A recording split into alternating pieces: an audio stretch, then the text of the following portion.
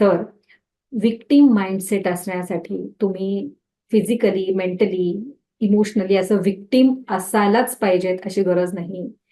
जे कोणी व्हिक्टिम आहेत त्यांचा माइंडसेट वेगळा, पण जे कोणी स्वतःलाच व्हिक्टिम समजून घेत आहेत त्यांचा माइंडसेट वेगळा आहे. आणि हे सगळं का होतंय? तर अन्विताला एक सगळ्यात महत्वाचं कारण सापडलं. ते म्हणजे तर प्रत्येक व्यक्तीला सहानुभूतीची गरज आहे. प्रत्येक जण इथे प्रेमाचा भुकेला आहे, कौतुकाचा भुकेला आहे. आणि कित्येकदा काय होतं, माणसांना कौतुक मिळत नाही. त्यांना अप्रिसिएशन मिळत नाही.